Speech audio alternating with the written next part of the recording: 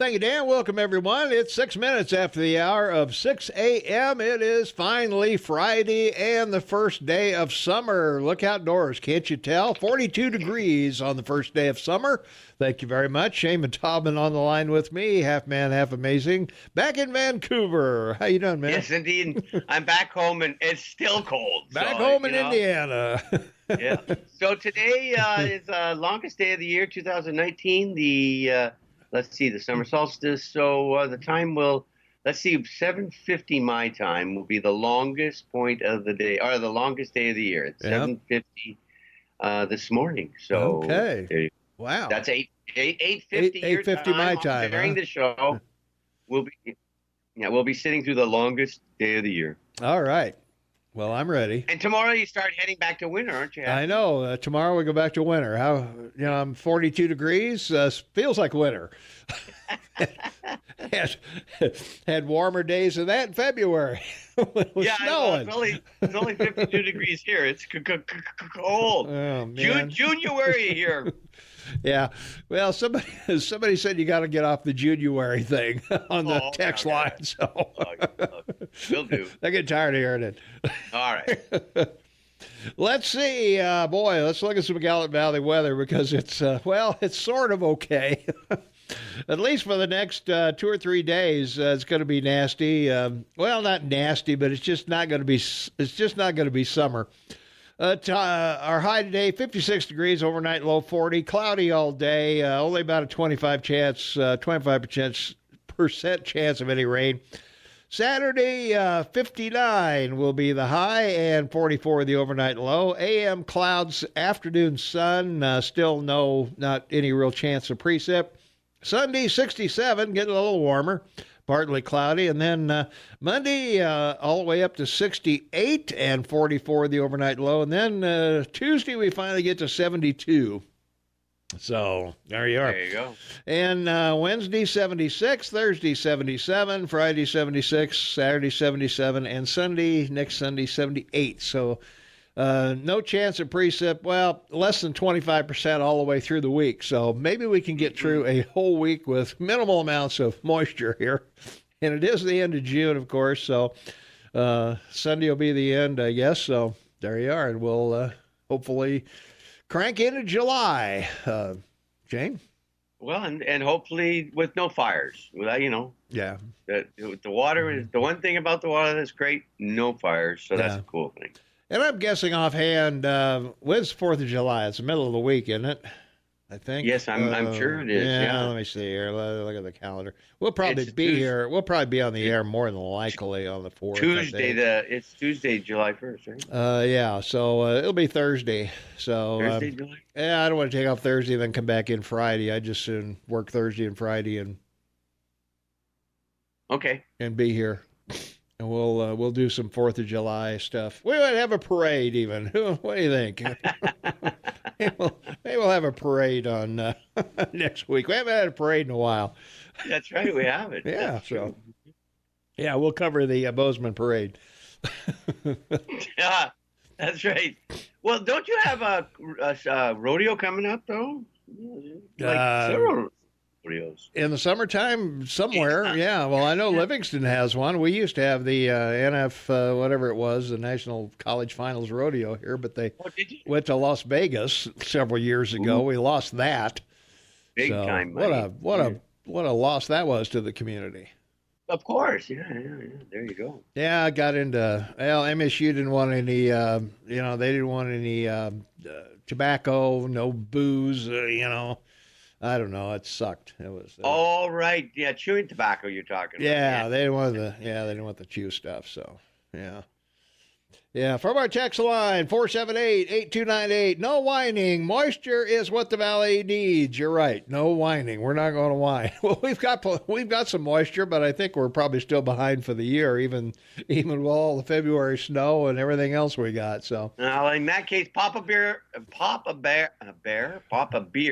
and we'll get started here. Oh, pop a beer. Yeah, it's only 6 a.m. Let's drink up. Yeah, exactly. Bars are just closing. No whining, okay? Okay, right. No whining. It's a no whining Friday. Okay. All right. 1834 on this date, guess what? Cyrus Hall McCormick received a patent for his reaping machine. Isn't that amazing? Yeah. This is 1834, man. I know. It's for the Civil War, they're reaping and sowing. So yeah, they're reaping and sowing. Yeah, that's great. But the reason it's so fascinating is because this is the beginning of the Gilded Age, right? Right. In the 1830s. And his original reaper was, of course, pulled by horses, and then later in 1850, 60 by steam engines. Mm-hmm. And it was developed with his slave, Joe Anderson. It's been held that they've accepted or acknowledged that. Anyway, he developed the McCormick harvesting machine, which later became the International Harvester Company in 1902. Right. And rather successful guy. I mean, he was at the 80-some years, 75 years old, worth $11 million at the time, equivalent to $306 million today. So this is an interesting thing. One 107th of the gross national product at the time. So you're talking big, serious money. That the guys that may be wealthy, but they're not anywhere near what we've talked about. Guys from the Gilded Age. Oh yeah. Like, Ford and so forth. And well, yeah. Well, you got all the, the Vanderbilts and all the, all the rich folks back there, right. Back in that time. But yeah, International Harvester and John Deere, I think, dominated farms for years. Still do. Massey Ferguson came along and some other brands, but they were a big brand in tractors and combines and everything else. Yeah. Well, and the machinery, and remember, I shouldn't say remember, but 1996, 92% of your workforce was agrarian. And, today it's like 6%. So there you go. That's what technology will do, folks. Mm-hmm. If you have an economy that's 96% in one area, and it shifts in 100 years to something else, that's a pretty good deal. Well, it all had to be manual labor. When I was when I was a kid, I rode on the back of the horse while Pop plowed our land with a single bottom plow, tying it behind a team of horses. I don't know whether the horse was upset having to carry you or pull the plow. Well, I wasn't very big at the time. I was probably I was probably 5. I don't know, something like that. I wasn't very old.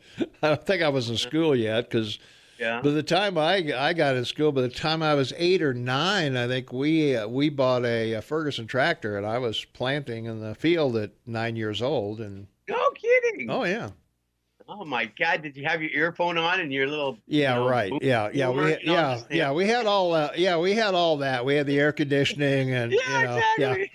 Yeah. I mean, have you seen some of these rigs? I mean, they're incredible. It's like a house. It's like you're working in your den. Yeah, it would have been child abuse back in the day because when my dad drove the tractor before I did, I sat on the fender. You'd stand and you'd sit on the fender while you drove. That's great. And if that wasn't child endangerment, I don't know what was. I mean, come on, you fall off and, you're underground all of a sudden. You fall up and end up being reaped. The big wheel runs over you or whatever. Whatever. I don't know. So anyway, 1905, somebody was born in Paris. We don't care. Jean-Paul Sartre. Or Sartre. Yeah. But I mean, the only thing about him that's important is, folks, is that existentialism, the belief in the individual, which is a complete contradiction to his Marxist belief. Next guy. Okay, next guy, Cardinal Giovanni Battista Martini. You like this stuff so much. Okay, born in 1897 and died in 1978, age 80, was a pope. For those who care to know. He succeeded Pope John the 23rd. Yeah, the World War II, not a good guy, Pope. Yeah. Anyway, his fame was, of course, the papal enclave that he had, and or conclave he had in 1963, and changed a lot of the rules that had not been changed since the first enclave in 424. I mean, that's like 1,200 years. I know, yeah. He took the name of Paul the Sixth, and wasn't he the one that converted the Latin to English? That's correct. Back there, That's correct. I believe. He did that. So and Catholics could eat meat on Friday. Yeah. Friday instead of fish, Yeah. which is great because I hated the fish sticks we ate every Oh, Friday. In school, talk about religious freedom. We didn't have religious freedom in grade school. We had fish every Friday. That's right. I don't know. Exactly. And they had 2 Catholic schools in town, so I don't know what we were doing. They're eating this fish, but anyway, that's right. Exactly. We were commensurating with them, I guess. I don't know. Anyway, 1964, 3 civil rights workers disappeared in Philadelphia, Mississippi, and their bodies were found buried in an earthen dam 6 weeks later. And the guys who did it all went to jail. There were 6 of them, I think. Or 8 of them. 8 members of the Ku Klux Klan, and none of them served more than 6 years. And the amazing thing about it is that this was really the beginning of what African Americans claimed to be the civil rights movement. Mm-hmm. I mean, it really started, in a separate but equal Brown versus Board of Education, 1954, under Eisenhower. Right. And then the bus segregation ruled unconstitutional by Brower versus Gale, 1956, under Eisenhower. Interracial marriages were legalized finally under, this one's good, Loving versus Virginia in 1967. Yeah. And again, there was Civil Rights Acts back after the Civil War. Mm-hmm. But this propagated the Civil Rights Act of 57, 60, 64, 65, 68, and so forth. They just kept on coming. Yep. They kept on trying to solve the problem. Amen to that. All right. Well, we got to take care of our farmers, ranchers, cab drivers, truck drivers, everybody out there that delivers food, booze, or clothing to you. So we need to take care of those people. And we've got a ag report. We got the Headwaters livestock report this morning from Jeff McGinnis. So we will be right back right after that. 23 minutes after the hour, it is Friday, finally Friday, June 21st, 2019. The temperature outside is 41 degrees. Shane Matobin is on the line with me, half man, half amazing, back in Vancouver, British Columbia, where he belongs, and we can hear him. And see me. And see you. All right. What day are you coming to Bozeman? I think it's the 25th of July, 26th. Yeah. My sister's birthday party is the 27th, Saturday. Okay, so you got to be here at least the 25th or the 26th, huh? Yeah, you got it. Yep, okay. Yep. And that's Saturday? Saturday the 27th, but I'm trying to make an effort to be in the house on Friday the 26th. So you and Jennifer can duke it out together. No, I will take a quiet exit stage left. Don't worry. Oh yeah, you can sit in here. Oh yeah, no. Yeah. The reason I ask is we're thinking about doing it maybe while you're in town, a night with Tom and Shane somewhere, have some prizes for people, and get together somewhere publicly and do some stuff. So if you'd like to for us to do that, let us know. We don't want to go to the expense of a place and nobody show. We don't want to be a Biden with 95 people. I was going to say, come on. Your president where 25,000 people. Yeah, well, we're looking into the brick breeding field house to see if we can get that. Yeah, that would be good. I think we could fill that place. What do you think? Only if you paid me. Yeah, right. Yeah. Well, I gotta say, we're gonna have to give everybody a lottery ticket who comes. Exactly. I guess. All right. Well, let's see. 1964 on this date, Jim Bunning of the Philadelphia Phillies pitched a perfect game in a 6-0 victory over the New York Mets. So, hey, not many perfect games out there, but every once in a while somebody pulls one off. Yeah, few and far in between. There you go. There. The Supreme Court ruled that states may ban materials found to be obscene according to local standards. So, I don't know about that one. Yeah, Stanley versus Georgia, United States Supreme Court decision in 1969. That's under, of course, Nixon, that helped to establish an implied right to privacy in the U.S. law. Sort of one of these interesting things. And I guess the one thing about it is Brennan, Associate Justice Brennan, he he was put on the court in what is it? What was it? It was around 1955 or something, 56. By President Eisenhower, and he ended up being one of the most liberal judges ever. So he was a big appointment. Yeah. There you go. Let's take a phone call. 522-TALK is the number, 522-8255. Calling on the Morning Soapbox with Tom and Jane. What's up? Hey, I'd love to be able to see both of you guys in person. Really? If you have a poll for it, let us put a poll on there. I'll be there. Okay. Sounds good. Will you bring me a cupcake? Yeah, there you go. I will bring a whole cake if you want one. Whoa, there you go. A whole cake. Well, we got the refreshments taken care of. Right. As long as you tell me what flavor and how many people. Okay, we'll figure it out.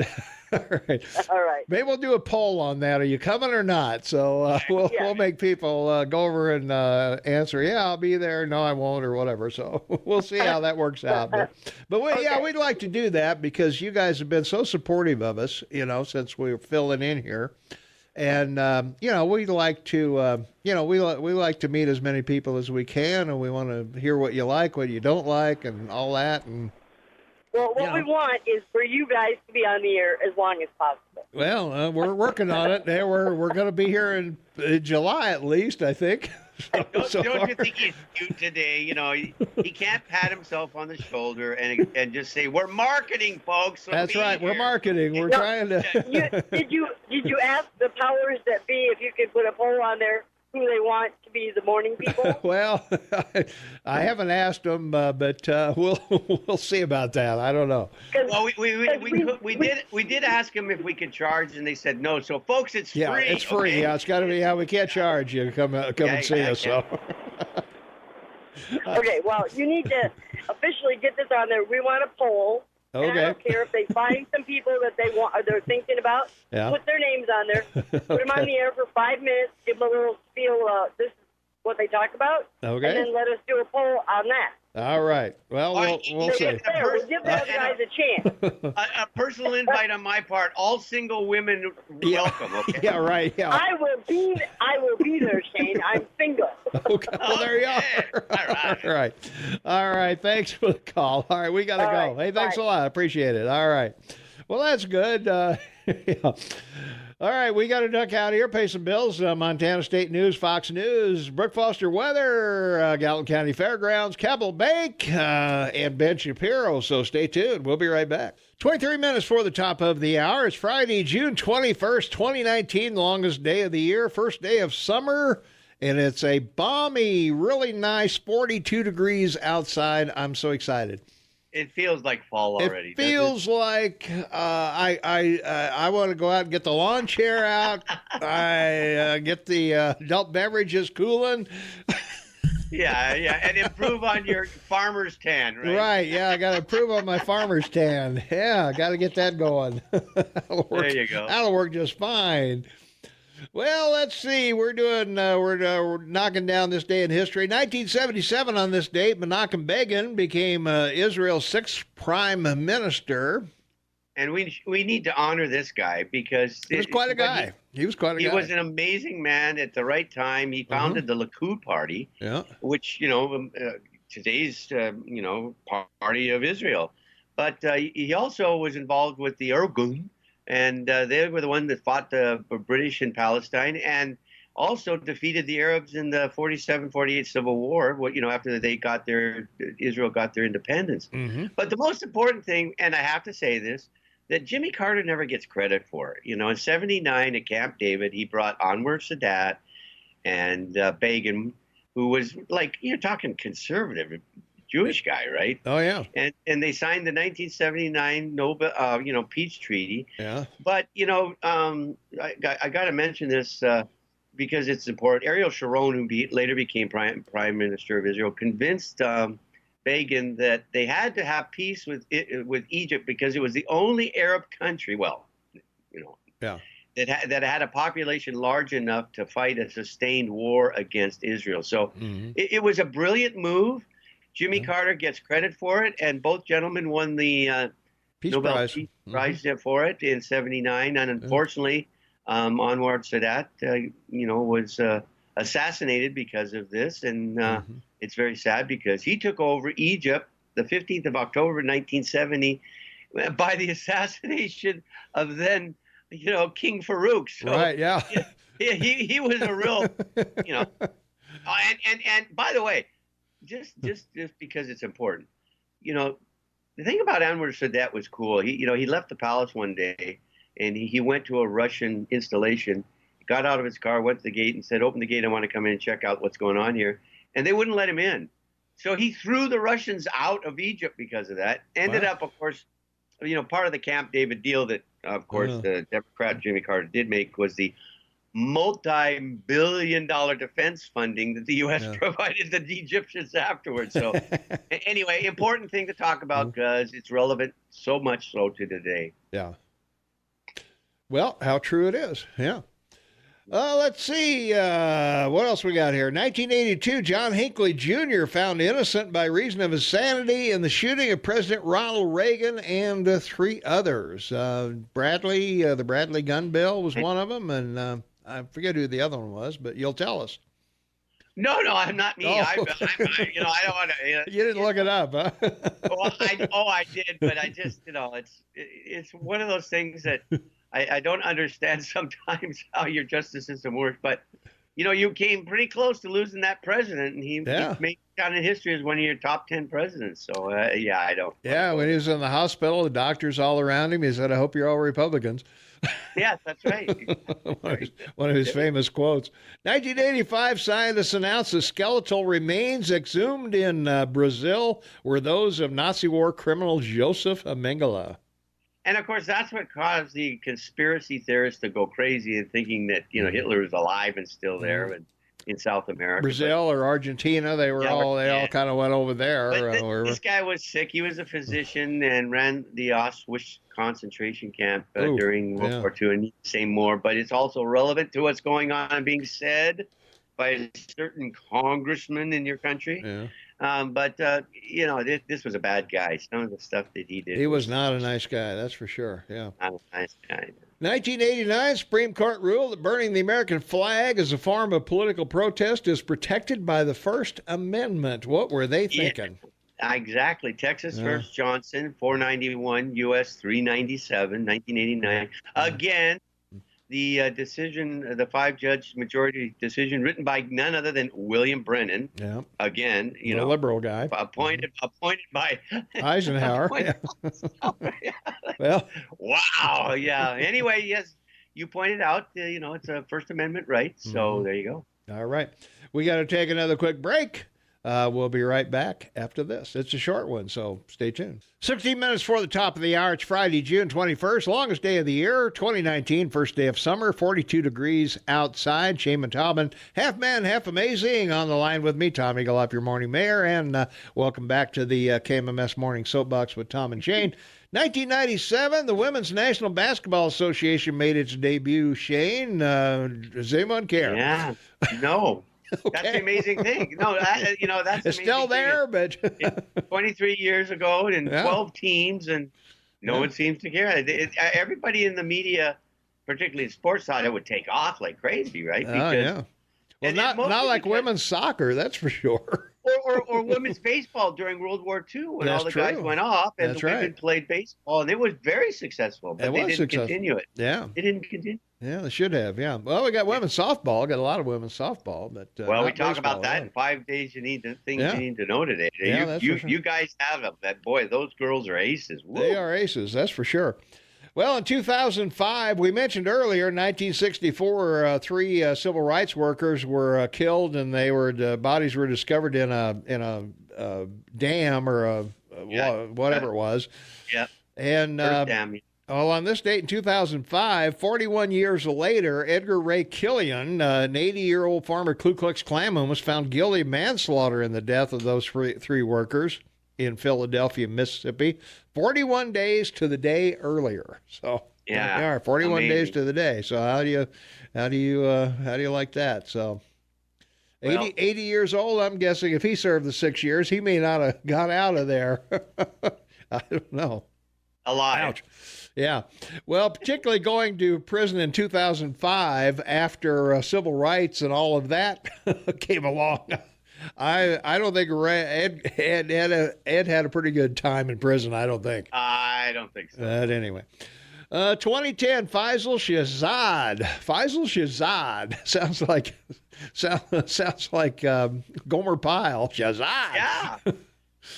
And the amazing thing, he did confess to the 10 counts arising from his bombing attempt. But it's one of these amazing things where you see something, you say something, and it worked. Yeah.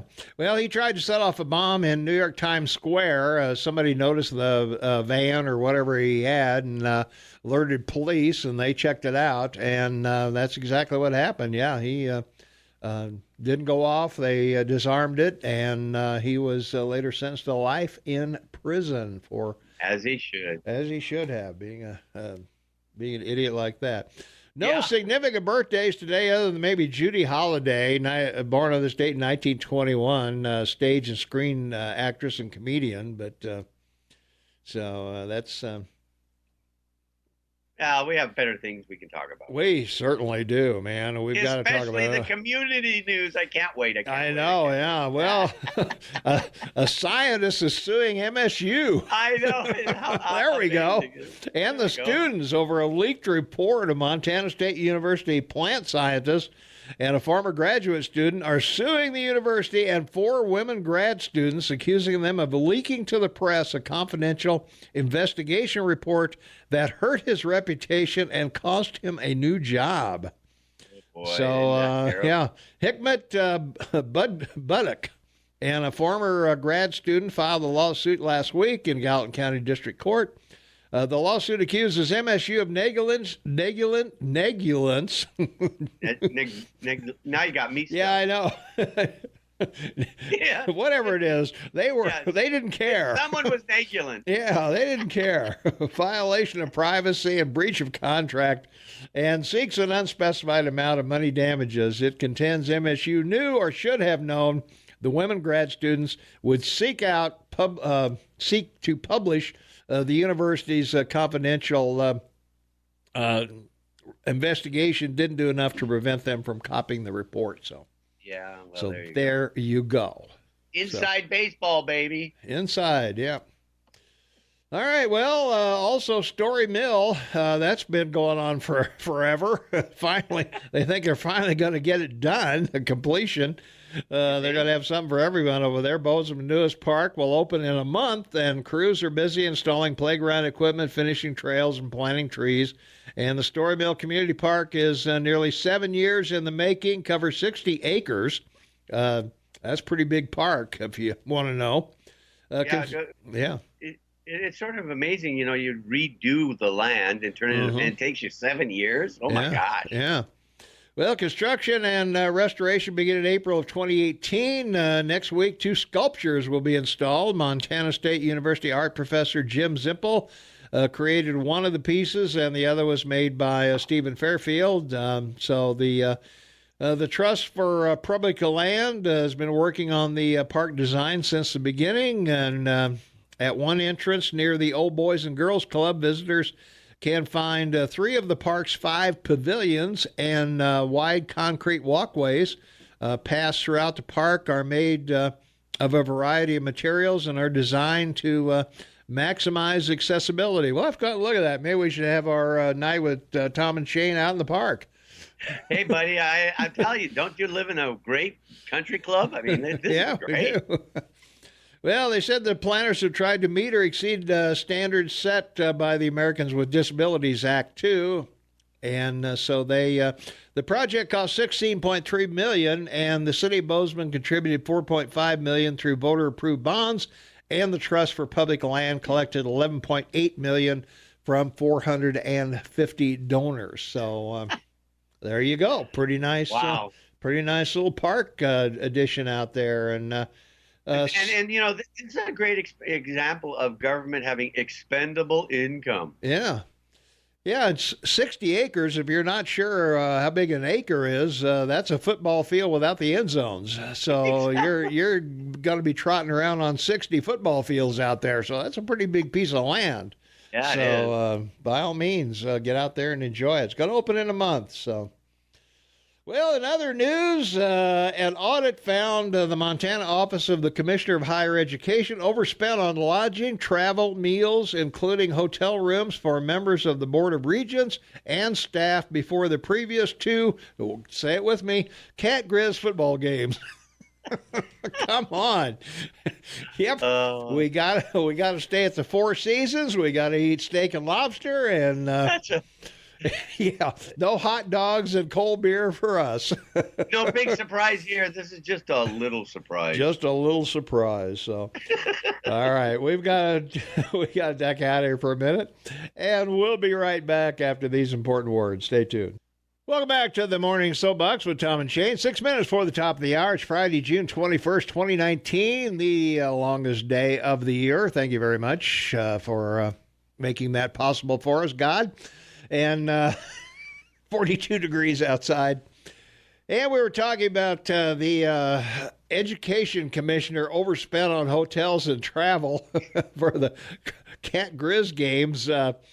It seems that the meeting adjourned on Friday morning, but auditors found the commission paid for 10 hotel rooms on the Friday night before the 2017 and 2018 games. The office also paid for 4 hotel rooms the night after the game. So I guess they just didn't want to come home from there. So, but the Friday night hotel expenses violated policy and called the 4 Saturday hotel rooms an abuse of power. They also found that officials flew rather than drove to events in eastern Montana. So that cost us an extra $4,800 more than if they'd driven. And well, you know why they had the extra night, because they were in full recovery from the previous night. I was going to say, the agency also purchased a one-way airline ticket from the United Kingdom to Colorado in 2018 for a vacationing staffer to attend a Western Interstate Commission for Higher Education. And the agency argued the $1,032 flight was comparable to the cost of a round trip from Helena to Denver. So I don't know. That's economy, folks. That's the economy, yeah. Well, in happier news, we've got a new the Main Street's Bozeman Hotel. We've got a new cocktail lounge. Room 1 wants to change that, bringing customers back to the building's days as an elegant hotel. It was designed after a hotel bar because the Bozeman Hotel building, Room 1 opened June 13th in the former Old Bozeman Beads space, and offered craft cocktails, beer, and wine on a rotating menu. And the focus is on classic cocktails, serving a variety of takes on an old-fashioned and contemporary antique drinks. So prices range from $9 to $15 for cocktails, $5 to $6 for beer, and $9 to $14 for wine. And the lounge wants to focus on educating customers on different drinks and liquors, building relationships with patrons, and sounds like a nice little place. So check it out. There you go. Well, I'm an old school guy, so I like old fashions. They are good. You know, if they're done right, they gotta be done right. Yeah. Well, that's true. You know, there's an art to doing stuff like that. You know, making that stuff. So.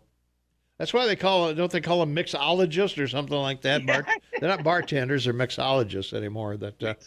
Okay.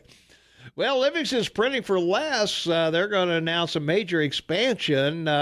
They've landed a $25 million capital investment, and they've grown past the point of being just a print shop to being half a marketing technology company and half e-commerce and commercial printing center.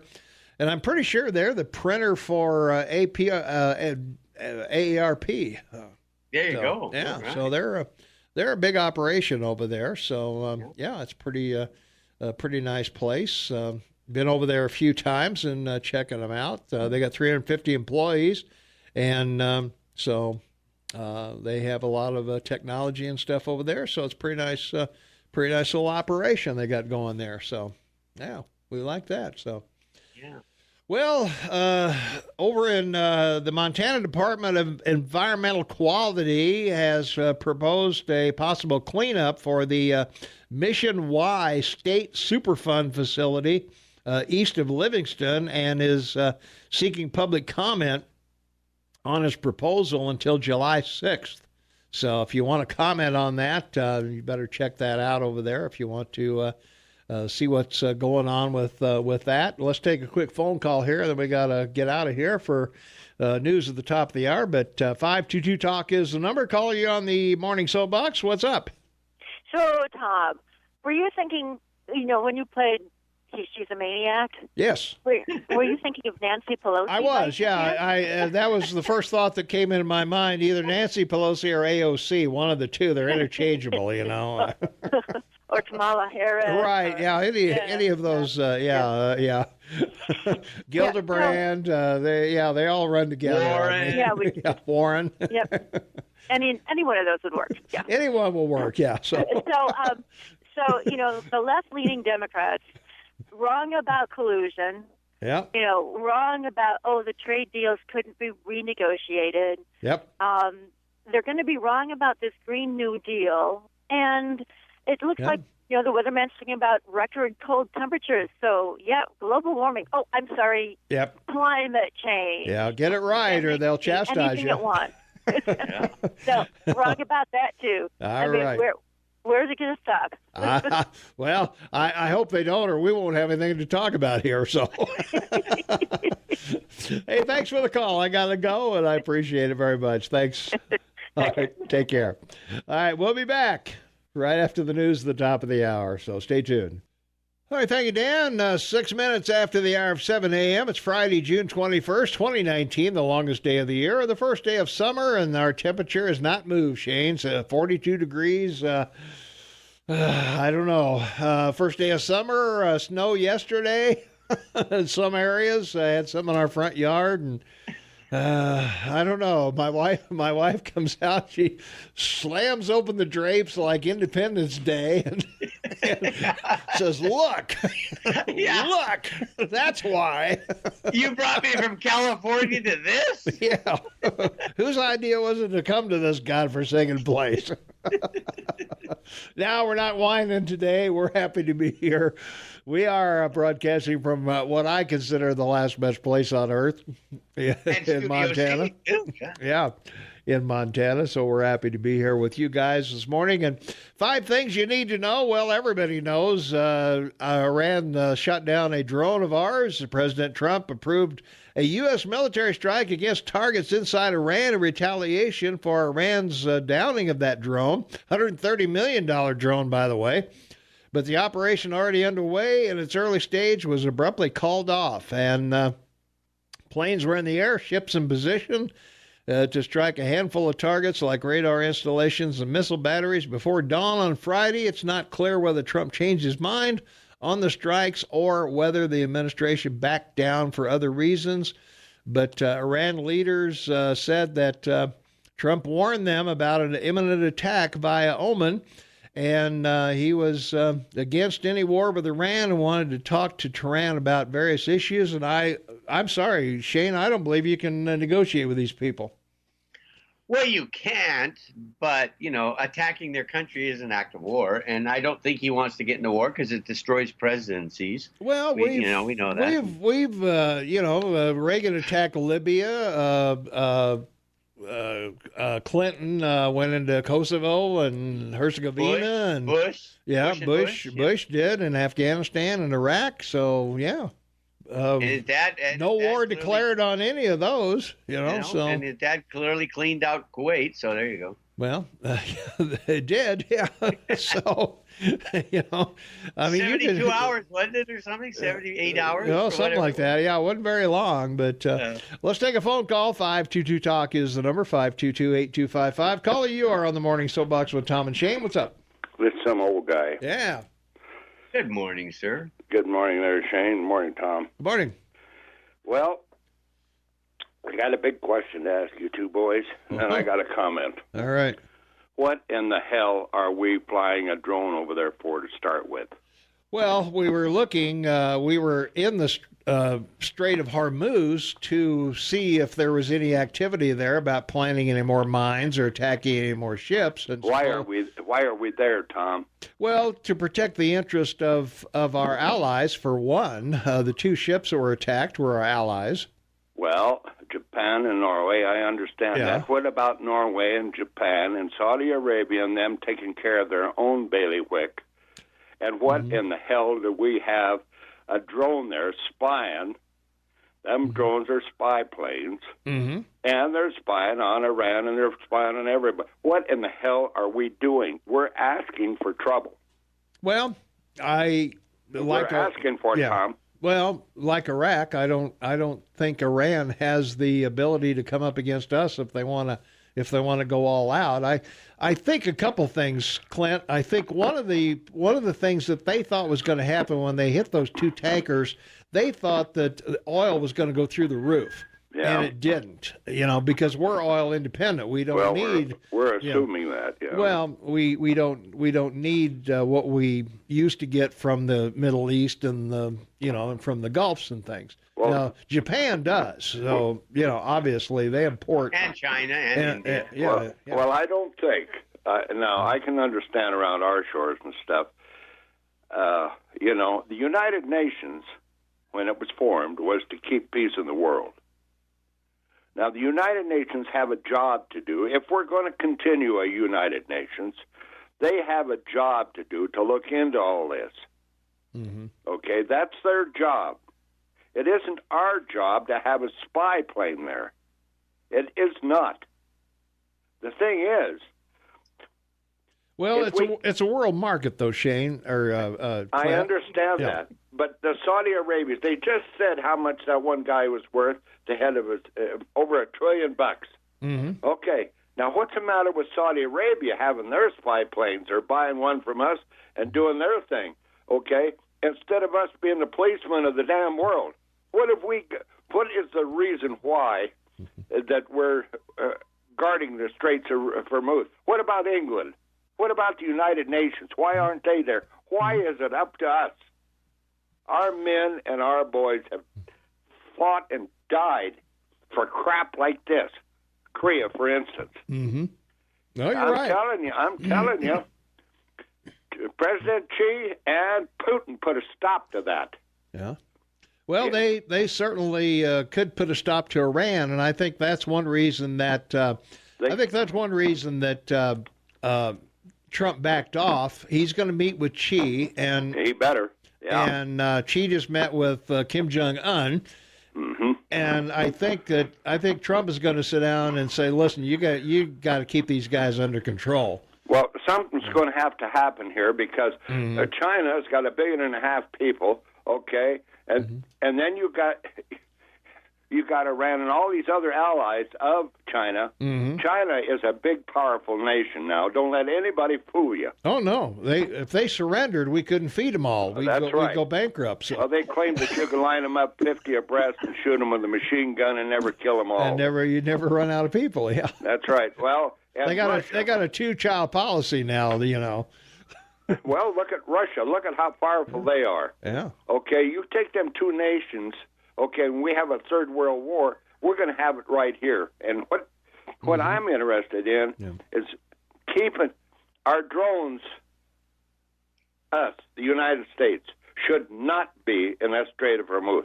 The people that should be there is the United Nations. We're paying them, and the United Arab Emirates, Arabia, and the others should be there to protect that oil. They're the ones that's shipping the oil. We're not shipping a damn drop of oil there. Okay? Nothing. Iran is shipping oil. I think that's why, which I have to say was quite interesting to me, is that, our Prime Minister Trudeau happened to be in the Oval Office when your president commented about some, idiot general in Iran went off. Yeah. I love the way your president talks. Yeah. I do too. So he sits there and he goes, this is just some dopey guy in Iran that went rogue. I'm not going to get all upset. It's just a drone. Nobody there. Nobody. It's just a plane in international waters, and they're they're trying to provoke me. And well, how come it is that the Iranians got a hold of the drone? Now, yeah, but he didn't do it. He didn't attack him, so he's on your side. Well, I'm not on Iran. Trump is thinking the way you're talking, so that's a good thing. Yeah. I'm not on Iran's side, and I ain't on the United States side. No, I said your president's on your side. He doesn't I understand that. But what I'm interested in is what in the hell are we doing with the drone there? Well, we should not have a drone spying on other people. We have these big satellites up in the air that can read a license plate, for Christ's sake. Yeah. You know, and I mean, what are they for? What is the UN for? I don't want a war, and I don't want any more of our kids killed. And Putin and Xi is the ones that stopped that. Don't you think for a minute they didn't? Because if we'd went in there in any strike, we'd have been World War III. That's a fact. I don't think so. I think so. No, I don't think so. These politicians are just. They thought the same thing. They thought the same thing when we went into. They thought the same thing when we went into South Vietnam. Well, look what happened in the Gulf of Tonkin, wait, Clint, you got this wrong, buddy. I'm telling you. Listen, I don't have it wrong. Okay, yes, you do. Listen. 3 weeks ago, the president of Iran announced they were going to start, weapons-grade uranium. Yep. Mm-hmm. And every leader in Europe wiped their brow and said, "Oh, thank you so much," because if you do that, you break the Iranian Accord. Have you heard from the Atomic Energy Commission? Let me finish. So, the bottom line here is, Trump has told Europe, if you're going to trade with Iran, you're not going to trade with us. This has got major geopolitical issues on it, and it's one of these things that Tom and I watch with regard to the market. It's a marker. You can't have a war with Iran. That's going to cause a major problem in the markets globally, and a major problem in your market, your stock market in the United States. And it's going to hurt It's going to hurt his election, because wars destroy presidencies. So look, the bottom line here is Iran is in serious trouble. The Ayatollah gets up every day to check the prices of eggs and rice in Tehran. Okay, that's how bad they are. Okay, so it's working. The sanctions are working. He doesn't need to take military action. And I need to remind you there are 198 countries in the world, and you have military installations in 168 of them. So that's right. Why? You're busy all over the world making sure everybody keeps their game on, because you got the best economy in the world. So it's all working out well. No, I don't think so. I'll tell you something. Iran is a big supplier of oil to China. Okay. Well, and China's going to protect that. It's what most people don't know. China's in South America. China is all over. They have went into Afghanistan and bought the minerals.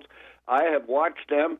They're one smart. They're everywhere. People. Yeah, they're in Africa. They're everywhere. They're everywhere. And I'm telling you right now that we should not be the policemen of the world, and that's what we're seeing. I disagree with you. I think China and Russia promoted Iran to do this because they want to break Europe and the United States up. They don't want the United States as a hero to Europe. Well, I'll tell you, if they did and keep promoting it, we're going to have World War III. The United Nations. No, that's not going to happen. Your president's not going to fall for that. No, it isn't. Nobody would win. I know it. It destroyed the whole And you know why you know, Clint? Clint, you know why you know? I'll tell you why you know. You know the guy that was just withdrew his nomination to be Secretary of Defense? Yeah. Like, they didn't know about his personal issues. Look, Trump does not want a bunch of warmongers around him, okay? He's making that real clear with comments that he made, like yesterday in the Oval Office with Trudeau, like I said. I heard he'll listen to their advice, but he doesn't make decisions entirely on their advice. He's got it. Your president's got this called. He understands. Well, the biggest thing that's happened here, it's all about money. The whole damn thing is about money. It isn't about lives. It isn't about anything other than money. It never has been. Well, it's got to change. It's got to change. It's got to start being about people, Tom. I appreciate that, but unfortunately, leaders of leaders of Iran don't care how many people get killed by United States. So as long as they're in that mindset, so is Kim Jong-un, so is Putin, so is Xi. They don't care. Well, if President Trump, Tom, would have went ahead with these strikes, we'd have been in World War III. And I'll bet you $1 that President Xi from China and President Putin from Russia put a stop to it. Well, we'll certainly find out. They should. Well, we might find out. It's in their best interest if they do. So, well, I hope you can't have Iran run around like MS-13. You just can't. That's correct. You know, I mean, that's there's the end of the story. Iranians here, you know. There's a lot of Iranians here in the United States. Yeah, well. You know, it scares me to death, Tom. All right. I got to let you go, Clint. We've had a long conversation here. We got callers waiting and whatever, so I appreciate it. So thanks for your input. All right. Caller, thanks for waiting. You're on the air. What's going on? Hey, guys. This is Aaron. How you doing? Good. Hi, Aaron. Good. Why don't you move to Iran, Clint? You know, it seems like I'm about sick and tired of everybody in this country, like, rooting for the visiting team. You know, I went to that Conor McGregor Mayweather fight, and everybody there was rooting for Conor McGregor. And I'm like, we're in Belgrade, Montana, and nobody's rooting for the American? Are you kidding me? I'm about sick of this. I tell you what, we have that drone that got shot down. That drone could fly over Wyoming and spy on all of Canada. That's the technological advancement of that drone. It didn't have to be over Iran, and there's no evidence that it was. The Iranians say it was. We say it wasn't. So why are we picking the Iranian side on that? Yeah. Why wouldn't we go home team and be like, okay, so it wasn't? Why, you know, if this was our kid, we'd be looked at as a dirtbag parent. Our kid told us he didn't do it. The neighbor says he did. We're going to take the neighbor's side just automatically. That's right. Our default. That's our default position. Can't do that. I mean, what the hell, Clint? Come on, man. Just because your daughter dated I don't even. Yeah, I hate Iranians. I hate all the Middle Easterners. Just because your daughter dated one doesn't mean it's a benevolent country with rainbows and soda pop. Okay, they're the state sponsor of terror. They're our enemy. They about to blow up, It'd be nice if you just take the rest. That's all I'm saying. You guys have a good day. All right, man. Thanks a lot. All right, we got to go. We'll be right back. 24 minutes after the hour of 7 a.m. It's Friday, June 21st, 2019, 43 degrees outside. Tom Eagle off your morning mayor, Shane Tallman, half man, half amazing. And from our app chat, our 1450, or our AM 1450 KMMS app. Morning, Tom and Shane. 37 degrees at my mile-high motorhome overlooking Ennis. Going to wait a few minutes before I start mowing. Have a nice day and an awesome weekend. Well, thank you very much. We're going to try to do that. From our text line, let's see. The best slave is the one who doesn't think he is one. Clint is correct. We are all slaves, whether you know it or not. All right, let's see. I'm not a fan of Iran. My cousin died in the 1983 Beirut bombing of the Marine Corps barracks. We should have done something then, but I do wonder with Clint about the drone. If it was in international waters, what was it spying on? Fish? Sounds like a lot. Sounds like a lot. The Gulf of Tonkin. Or sounds a lot like the Gulf of Tonkin, I should say. Let's see. I could be independently wealthy for what a drone costs. If we withdrew, China and Russia would step into the void, especially China. Russia is kind of broke. Well, they are kind of broke. Just an FYI, Gallatin County Basin is riding at 131 to 150% of normal for precipitation. It's all good. The more we get, the shorter fire season will be. Signed Tex. Thank you very much. You whine when it's too hot, just like you two whine all the time. We're always whining. No whining. Moisture is what the valley needs. So we got to stop whining, Shane, I guess. Whine, whine, whine. So I don't know. Anyway, that finishes up our text line for the moment. Hey, don't forget our poll. Should parents of bullies be fined for their child's behavior? Should parents of bullies be fined for their child's behavior? Let's see what we've got over there so far. We'll reload that. And 30% say yes, kids need new parenting. 50% say maybe if the evidence is clear. 10% say no, kids are under peer pressure. And we've got some other answers. Shouldn't all parents teach their child how to deal with bullies? So that's our poll question of the day. Should parents of bullies be fined for their children's behavior? So go over and vote at our website at kmmsam.com or on your smartphone at AM 1450 KMMS. So there you go. All the housework taken care of, Shane. So on with 5 things. Of course, now this is going to make Clint happy. Yeah. So the Senate voted to block Trump's $8 billion arm deal to Saudi Arabia. So there you go, Clint. See, there you go. Yeah. You know, did the Senate vote against that because of Trump or not? Well, I don't know. But one thing that I do know is over in the House, you know, Mama Chicken Pelosi passed a budget reaffirming, I love this, the Hyde Amendment under that resolution, right? so there we are. It's got to go to the Senate. And of course, all these people running have to decide whether they're going to vote for the Hyde Amendment again or not. Yeah, right. And of course, we all know about it. 1976, after Roe versus Wade in 73, you know, the Democrats passed the Hyde Amendment to block U.S. funding abortions. Yeah. You know. Okay. Trump will veto that Saudi bill. Oh, of course he will. Yeah, he will veto that, and the sale will go on because they don't have the stuff to override it. But the people who are running for election can go out and say, "Hey, I voted against that Saudi deal." So there you are. So it's all on President Trump. But look what he did this last week. He pulled back with Turkey on the new, you know, fighter jet. And, you know, now, you know, and that's really important because that would have ended up in the hands of the Chinese and the Russians. Yeah. So, well, the biggest news of the week, other than the markets setting new records, the biggest deal of the week is that both Mexico and Canada, signed the deal, or they're down with the deal. Yeah. And now it's got to go to Nancy, and Nancy's got to say, wait a minute, I got Mexico and Canada both agreeing to this thing, but I can't give Trump another victory. And she has to have the House vote on it to go to the Senate because it requires funding. Otherwise, there would be no vote. It would just go to the Senate to be approved. Exactly right, yeah. Yeah, and so she's in a box, baby, and your president loves this. Well, that's what I mean. Yeah, you know, they got to sit there, and you know, Canada's all for it, Mexico's all for it. They're ready to sign up, and Nancy's going, "Geez, can I give this guy another win with 2020 right around the corner?" Well, and it's even worse because the president of Mexico is a socialist. Well, so there you are. So. Yeah. I love it. The irony is just too great. It is pretty good. It is pretty good. All right. Yeah.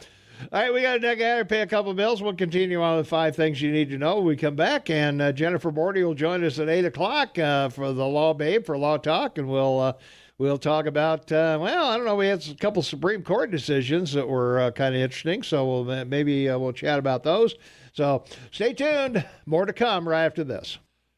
23 minutes for the top of the hour. It's Friday, June 21st, 2019, 42 degrees outside, longest day of the year, first day of summer, and Shaman Tobin is spending it with us in Vancouver, British Columbia, where it's like 10 below or something like that. I don't know. So I don't know what to tell you. Well, it's cleared up here. It's not, so we may have a sunny day. Well, let's hope so. Yeah, I'd like to.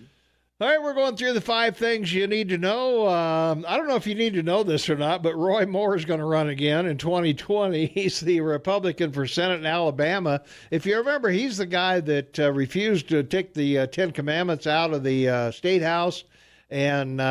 But anyway, his opponents accused him of having sexual assault with teenagers while he was in his 30s, which he's denied.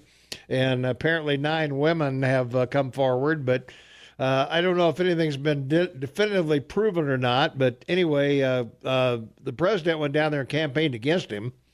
Certainly. So Doug Jones defeated Jeff Sessions, who left to become the Secretary. Attorney General. Yeah, Attorney General, rather. But he thinks he can win, so we'll see. He's gonna try to run again. The Doug Jones, who defeated Moore in 2017 to replace Sessions, says he'll go ahead and run for the full term this time. So we'll see how that plays out, if it does at all. Well, he has to win the primary like everybody else. Well, yeah, that would be the thing. So, let's take a phone call. See what the callers have to say. 522 Talk is the number. 522-8255. Caller, you are on the Morning Soapbox with Tom and Shane. What's up? Hey, that was fast. Yeah. Look, I got a question for you. I want to follow up on a question I had the other day about the campaign monies that politicians accrue during their campaigns. Sure. And then they're able to hold on to that money after the campaign is done. If they've lost, they end up getting that money in their own personal account in some way. Is that correct? Do I have that kind of right? That's right. Okay, so here's the question I have for you. Is there a place then that money is reported so you could go back and figure out how much exactly these guys pocketed as a result of their campaign? Yeah, just go to federalectioncommission.com, US.gov. Okay, it's on there? Yeah. Well, they have to report it. They have to report how much money they receive each quarter. Okay. But do they report how much net is left for them to actually put in their personal pocket? Well, they do their expenses and their income. They have to account for the money. They can't just, because you're limited on how much you can, award to a candidate, how much you can send to a PAC, and things like that. Now, I don't know about the PAC, Shane. I don't know. PACs are separate. Yeah, the PACs are separate. So, but they do report to the federal election. Yeah, but I'm not sure what happens to the PAC money. As Shane said the other day, they contact the donors and ask them if they want the money back, but usually it's 10 or 15 or 20 bucks, and whether or not they want it back or not is suspect. Yeah, that's with regard to the individual candidate, but PACs are separate, and they're companies, and they continue raising money through the cycle. So they'll just keep going, and whatever they don't spend, but they will, they'll raise more for the 2024 election. Yeah. So. So at what point, though, what triggers the actual putting that money in their pocket stage? I mean, is it 2 years? Is it say again, please? 2 years. 2 years after the election. Oh, 2 years. Okay. All right. So they gotta wait and decide if they're going to run again, because we have an election every 2 years. So. Okay. They have all right. three choices in 2 years. They have three choices in 2 years. They can return the money to the donor, they can give it to charity, or they can keep it for themselves. That's three choices. Okay, so where is that number reported then? Is that Federal Election The federalectioncommission.com. Yeah. Mm-hmm. Okay. Or .gov probably. Yeah. It's probably .gov. Yeah, it's probably .gov. Yeah. Okay, so let me ask you guys a question then. And I'll use an example, not that I want to pick on any one politician, but let's use Brian Schweitzer as an example. Mm-hmm. Did he pocket any money, and how would we know? Well, you can Google that, and there'll be a historical record about it. Yeah. I would think so, anyway. Hey, I'll tell you what then, you guys. I'm going to give you a work assignment. Okay. So here's what I want you to do. I want you to go back through all the Montana politicians and find out how much money they put in their pocket. How much they put in their pocket? You guys raised this question. Yeah. You're the experts here. Yeah. You need to inform us out here in the public. We need to know. Inquiring minds need to know. Inquiring minds want to know, right? Gotcha. Okay, guys. Okay. That's your work assignment for Monday, Shane. You got to get on that now. Okay. All right. We'll try and see if we can't have that for you by Monday somehow, some way. Another one, another site that you can go to is opensecrets.org. Opensecrets.org. Yeah. And they keep track of the money as well. So opensecrets.org, you can do a search for Brian Schweitzer or Bullock or Roscoe or whoever. And Roscoe would be another example. Yeah, it will tell you how much money was collected, where it came from, what groups donated to the campaign, and whether it was lawyers or city, county, municipal, whatever, or whoever. But yeah, opensecrets.org is a good place to kind of research some of that stuff yourself if you like. So. Well, the question, though, is pretty refined, and that is, I don't care much about where it all came from or how they spent it during the campaign. I want to know how much they put in their pocket. Yeah, what they got left with. So, we'll see if we can find that out for you. Well, and it's key to this is that's why there's 24 Democrats running, so they can all raise money that's going to be, a retirement fund. There you are. That's what's fascinating about this. Bullock needs Jane Fonda to raise him $10 or $20 million. Because 21 of them are going to lose. Yeah, exactly. So I got another question though. So this is like the politician's 401k. Yeah. So exactly. Is that money pre-tax or after tax? Oh gosh. Well, if they keep it themselves, I would guess it would be considered income. So I would imagine it would be taxable. Yeah, it's taxable. Yeah, I would think so. All right. I guess we need a CPA to call in and find out. Okay. All right, Shane, Monday morning. You're really complicating my life here. You know that, right? All right. Thanks a lot for the call. I appreciate it. All right. Okay. Take care. All right. All right. We got to take a break while I think about this. We'll be right back, Shane. 13 minutes for the top of the hour. It's Friday, June 21st, 2019, 42 degrees outside. Shane and Tobin, half man, half amazing in Vancouver, British Columbia, keeping me company today. And Tommy Gulluff, your morning mayor. Jennifer Bordy will be in the house in a few minutes. Top of the hour, she will be chatting about all the things that have to do with the law and the Supreme Court and all of that. So we'll see what she has on her mind. And let's see. Well, we don't have any texts going on at the moment. So the other thing, I guess, and the 5 things we need to know is the S&P. What's going on with the market, Shane? S&P 500 closes at a record high. The market is closing in on where are we at? We're up. We're down a little bit, 17 points, 28.7, but or 26.7, I should say. But yeah, it's the first day of summer, and the Dow Jones is up almost 9% for the year. The Standard & Poor up almost 8 or 7 over 7. Yeah. But the Dow Jones is at 26,741. The S&P 2,900. Europe is down though today because of this Iranian thing, and of course, the Asian markets are looking a little bearish as well. But particularly Japan down 200 points. But the interesting thing is gold, the commodity market. So, another marker. And Brent, crude oil is back to $57, and Brent in Europe is 65. But gold is still charging ahead. It's now over $1,400 at up 11.32 today. And silver is banging at 15.30 to 15.40. So what I see in these markers is the Middle East is buying gold, baby, because they don't know what's going to happen.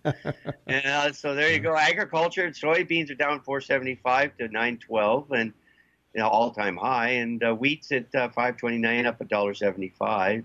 And lumber, which is important, 386, it's down 470. But again, it gets back to these metals that are so fabulous. It's looking pretty amazing. Oh, by the way, the government bond, interestingly enough, the U.S. bond is up 0.03. It's back over 2 now, and the 15-year bond and 30-year bond is 2.54 because the Fed did nothing to reduce rates, but they still will. I don't know. Probably the September meeting, I think. That's what I called last week, but we'll see what happens.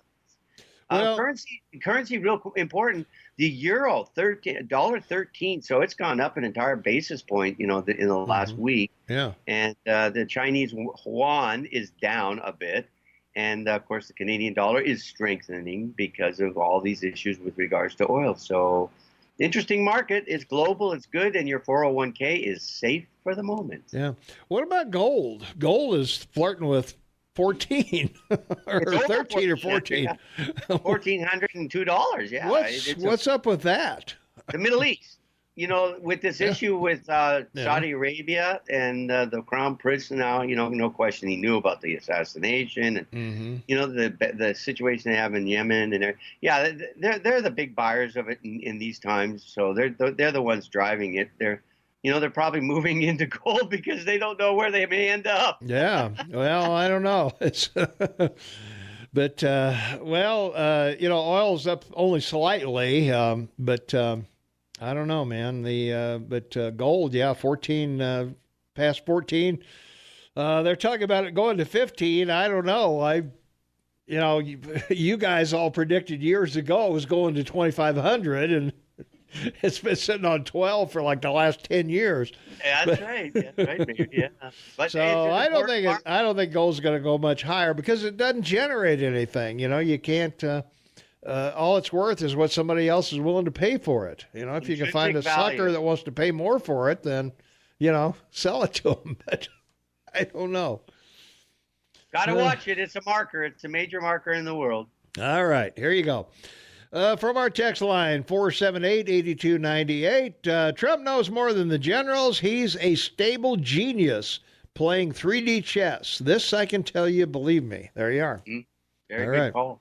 So that will clear up the text line for the moment. So we'll get that. So we have to recognize your women's World Cup team. Yeah. You know, they slammed Sweden. You think Thailand was upset? You know, they whacked Sweden with 18 goals to 0. Go U.S. That's great. I love it. Well, actually, they beat Sweden 2-0, but that's okay. Okay. It wasn't 18 goals. They played 18. They've scored 18 goals. Yeah, I know. In all the things, but I'm trying to be funny. I know you were. But let's see. The U.S. set a new scoring record: 18 goals, 18 zeros and 0 against them. Yeah.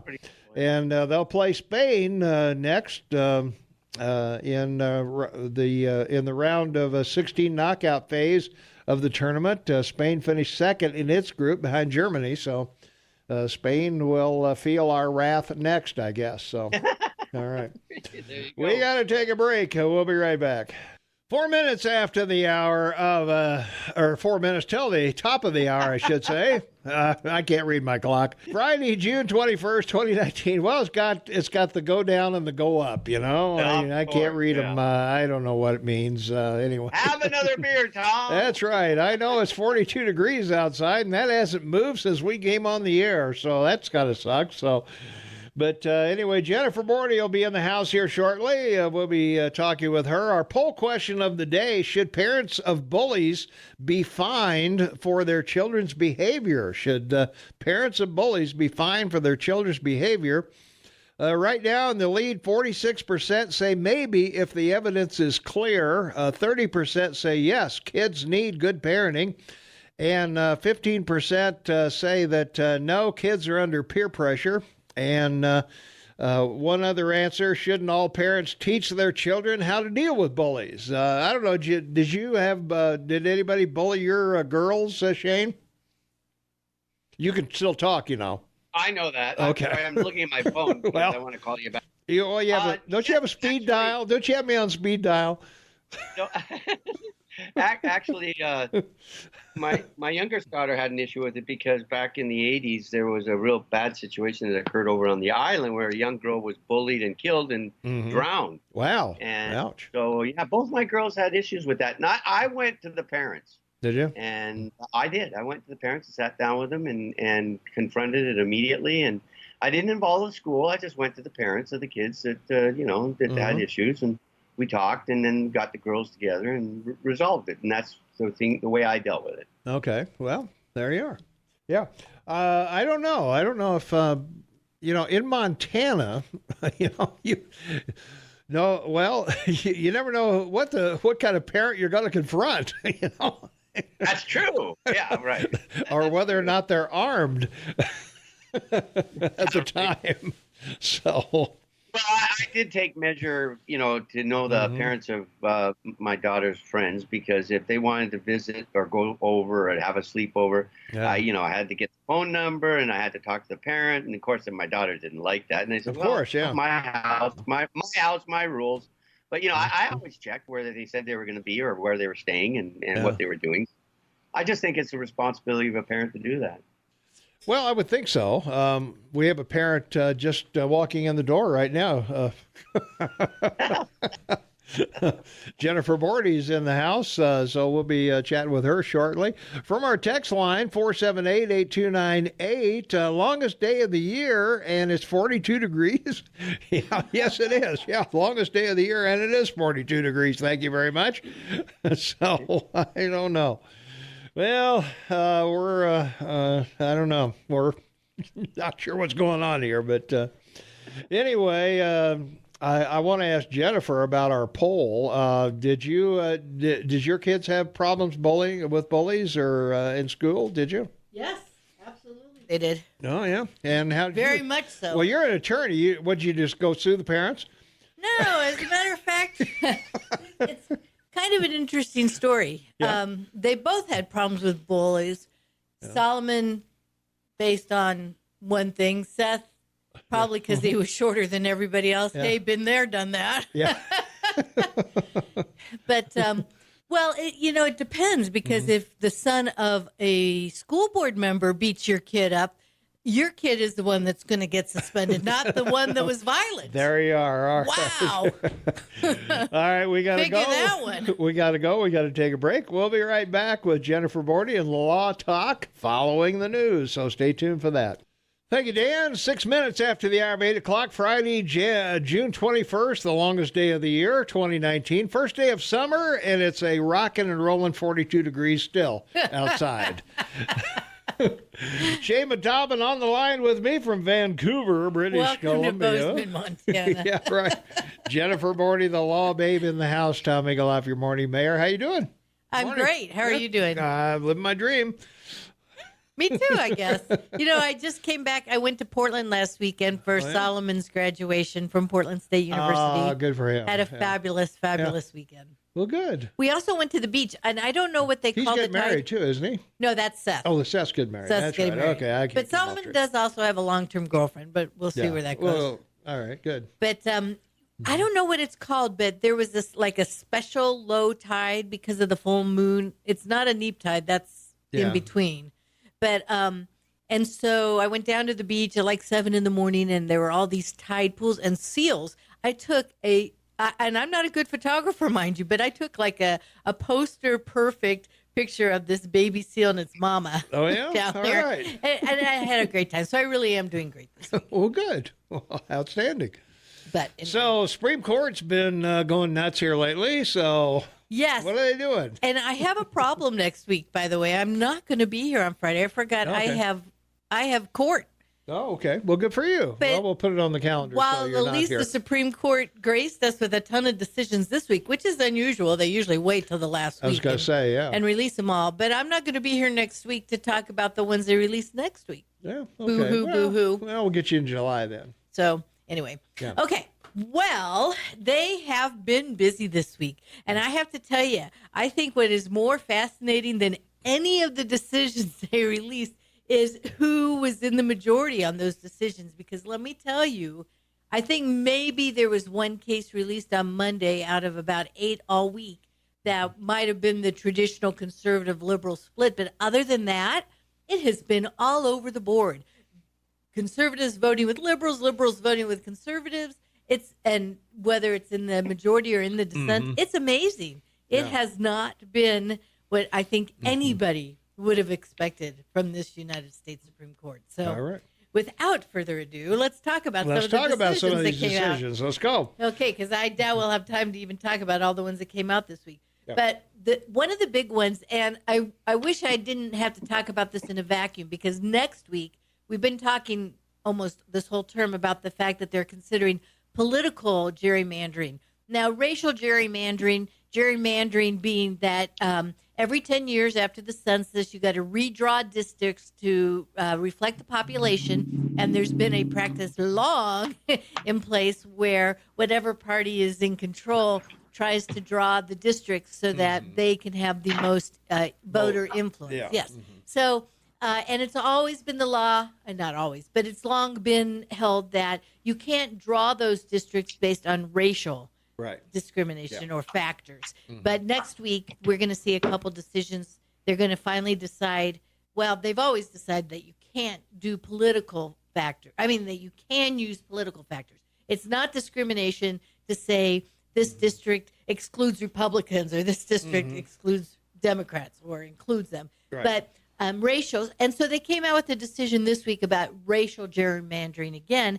But the interesting thing is, it would have been a win for Republicans in Virginia had the U.S. Supreme Court reverse what the lower court did, but it did not. It upheld it, although on a very narrow basis, which tends to be this court's really favorite thing to do. If you remember 5-4s, huh? No, I meant by narrow basis, I meant that they didn't really consider the issue, but they considered, in this case, whether the party that brought the appeal even had standing. And the party that brought the appeal was the Virginia House of Delegates, because the Attorney General, which by law, and I think all 50 states, certainly in Montana as well, but generally the Attorney General will always represent the state in any action. And they have a duty under each state's laws to uphold the Constitution, obviously, and to fight for the laws that the legislature enacted. And so that's what the Attorney General of Virginia did originally, but once the lower courts decided that, and it was in federal court, and that court, I think it was the 11th Circuit Court of Appeals, decided that it was a violation of racial discrimination, the way that the districts had been drawn, and they decided to let that ruling stand. They did not appeal to the U.S. Supreme Court, or the Attorney General for Virginia did not appeal. The House of Delegates decided to step in and appeal it. And the U.S. Supreme Court made the decision based on they did not have the standing to bring this appeal. So this is the one that was a 5-4 decision, however, but you have to appreciate that in light of the fact that you would have expected the conservatives to prevail and reverse what the lower court did.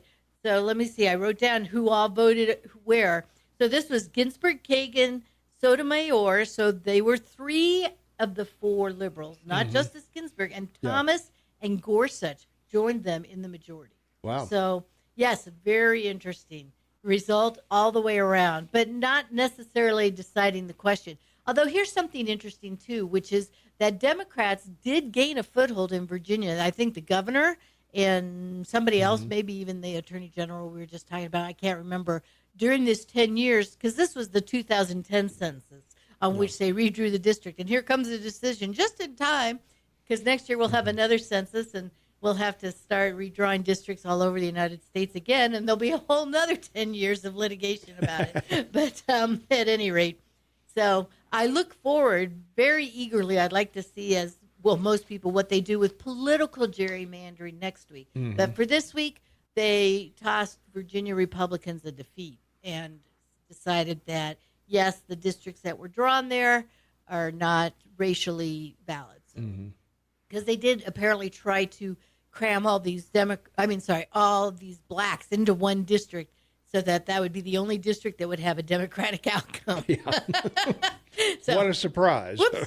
Anyway, so, okay, well, that was an interesting result and an interesting mix of justices, as they all are on the interesting mix of justices. Okay, so now this is one we've talked about a lot. In fact, usually because a caller has raised the question over the years about whether you can or why can you prosecute somebody for essentially the same crime in both state and federal court. And it's long been the rule that that is not a violation of double jeopardy. And the U.S. Supreme Court this week stood by that. They said, yet again, you can be prosecuted for the same conduct in state court and federal court. The name of that case was Gamble versus U.S.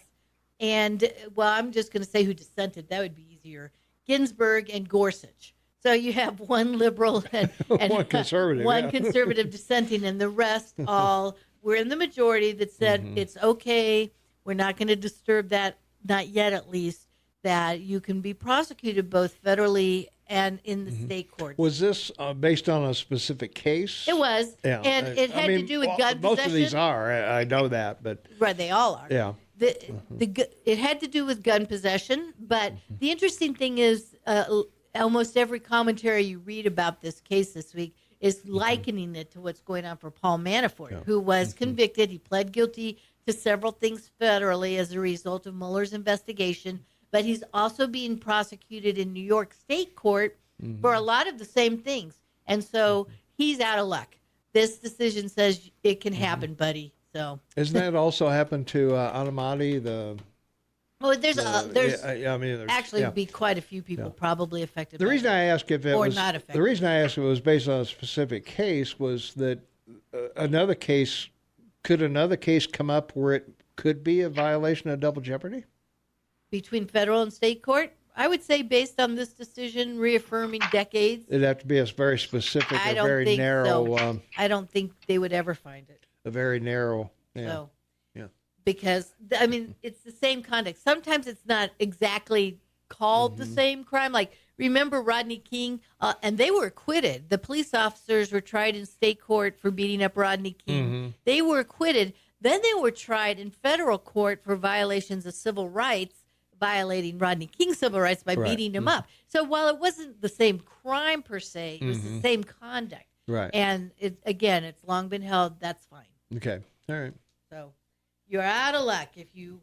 But one of the things I thought was interesting about this case, though, too, is, and they mentioned it's sort of out of hand, but I hadn't really thought about it. But a president's pardon power only applies to federal crimes. He can't pardon people for state crimes. Yeah.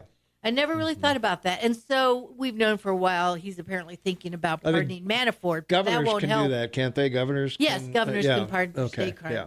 Okay. But That's what the I thought. president can only pardon for federal crimes. Yeah. So, but the point of that was, again, if Manafort gets pardoned by Trump, that'll only be for the federal stuff. Right.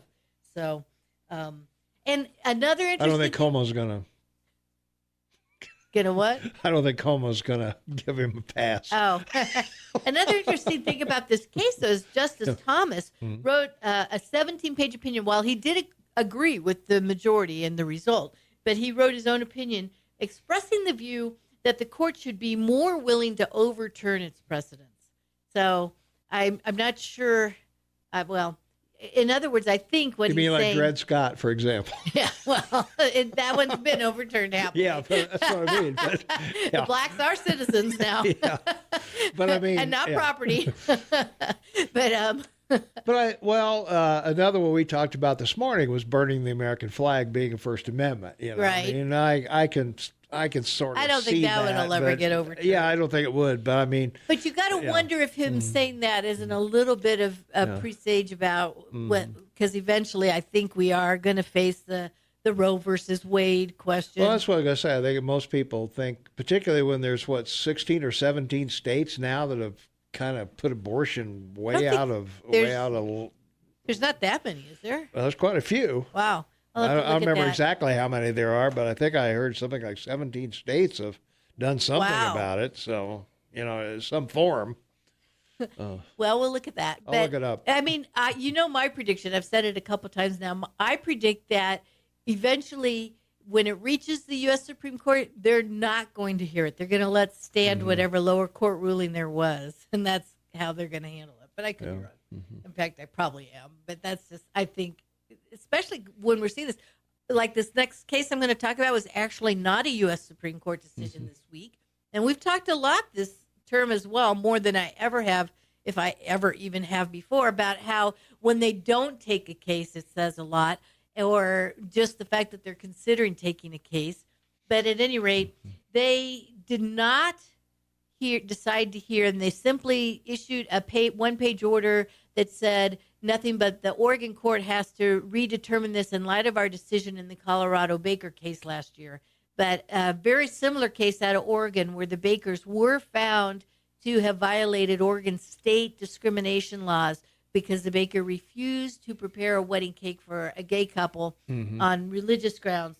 And so they were fined, like the baker were fined. They were fined like $135,000. And what the U.S. Supreme Court did in the decision, we don't even know who voted what on it, but it sent it back to the lower court for the Oregon Supreme Court to reconsider in light of the case last year whether or not the bakers in Oregon should be fined. Yeah. So. Well, the case of the baker last year, the one that was upheld, not only wouldn't do a cake for gay people, but he didn't do it for Halloween or other things that he didn't agree with, and he had also served those people before. Actually, says what the baker in Oregon. Apparently, he had baked the wedding cake for one of the two partners when she was married heterosexually. Ah, okay. And she loved that cake. She wanted the exact same cake for her second wedding. You would sort of think Maybe not as an omen, but Well, she did. maybe. She had the exact same cake, but now she's there with her gay soon-to-be spouse. Yeah. And they said, no, we don't do that. In fact, he even quoted the Bible at her, Yeah. and it was Whoa. a pretty interesting case, actually. All right. But Well, we got to take a break, so we'll think about that. We'll come back. What's our next case I can tease them with a little bit? another case out of Virginia, a ban on uranium mining upheld, and this does have some interesting aspects for states, especially like Montana, with lots of natural resources. All right. We'll be right back. 23 minutes after the hour. It is Friday, June 21st, 2019, 43 degrees outside. Shaman Taubman on the line with me from Vancouver, British Columbia. Half man, half amazing. Tom Eagle off your morning mayor. And we've got the law babe in the house, Jennifer Bordy. And Jennifer, a couple questions from the last block. First question, what's your position on Manafort in this issue with Molnar and exculpatory evidence, and how that's going to affect his case even in New York? And secondly, I think it's important we talk about the American Legion et al. Versus American Humanist We will, but we're going in order of the week. I understand. I just think that's one thing people would be interested in knowing about. I agree. Absolutely. Yeah. Okay. So, all right. So in the meantime, before that one was exculpatory decided, evidence with regards to Manafort? well, is a prosecutor always has an obligation to reveal and to serve exculpatory evidence on the defendant. So that's my answer. Mhm. Yes. Yeah, but apparently they didn't with Manafort. That's why I'm asking. Right. Well, I'm saying that they always have that obligation, and if he didn't, bad boy. So there you go. So on that basis, he could have his whole case appealed because of that, correct? Yes, actually, it's called a Brady violation. So, and that was the case where the U.S. Supreme Court decided. Isn't that called discovery? Discovery, yes. Yeah. But and it's in most states, it's now also specific in the statute. But there was a U.S. Supreme Court, I think, back in the 60s, actually, after Miranda. But where they decided that if the prosecutor withheld exculpatory evidence, that's definitely grounds to have your conviction reversed. All right. Although his big problem is that he pled guilty. So you can't ever appeal a guilty plea unless you move to withdraw your guilty plea, and that's denied. Then you could appeal that. Yeah. Or unless there's new evidence. I don't know. Whatever. Well, again, that would be grounds for a new trial, but you would have had to have a trial. So. Okay. I got you. Yep. All right. Okay. And that would be grounds for a new trial. Right. If it turns out there was exculpatory evidence that hadn't been given to you. Right. So. Okay. All right. So Virginia Uranium Incorporated versus Warren. And Shane, this tie actually has, this case has a tie to your beautiful city, Vancouver, British Columbia, because Virginia Uranium Inc. is a subsidiary of Virginia Energy Resources, which is based in Vancouver, British Columbia. So a little bit of a tie there to Canada. But at any rate, so there is like the largest uranium deposit anywhere on Earth under private property, private, mind you, in Virginia. But Virginia in 1982 passed a law that banned uranium mining. And so this lawsuit was brought to say that the federal law should supersede state law, and they should be allowed to mine this uranium. And so, in fact, and President Trump's administration backed the company's position on this, but the U.S. Supreme Court, in a decision written by Justice Gorsuch and joined by Thomas Kavanaugh, those are the conservative ones there, Ginsburg, Sotomayor, and Kagan, the liberal ones, joined in, and the dissenters were Justice Roberts Breyer, a liberal, Breyer's a liberal, and Alito. So again, you have the most unusual mix.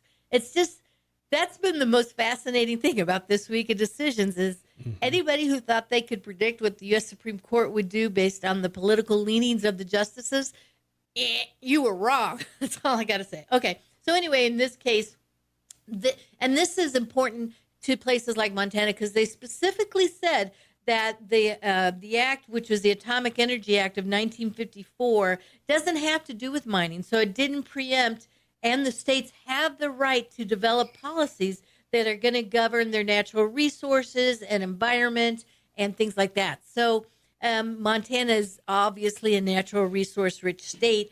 And I think the fact that the U.S. Supreme Court has now decided that states have the right to regulate that themselves And so far, at least, it doesn't contradict any federal law anyway, because don't forget, we also have the Supremacy Clause, which if there were two different laws, then federal law would prevail. But the Supreme Court said it doesn't even apply to the mining, so you're good. What it does is it does regulate the development of nuclear energy, which, of course, uranium is used for most nuclear, any kind of purpose.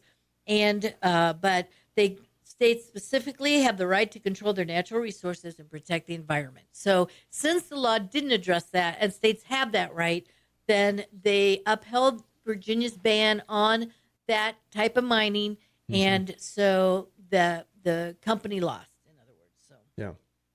And although they also did say, Gorsuch in his decision said, the federal government has no authority to regulate mining itself.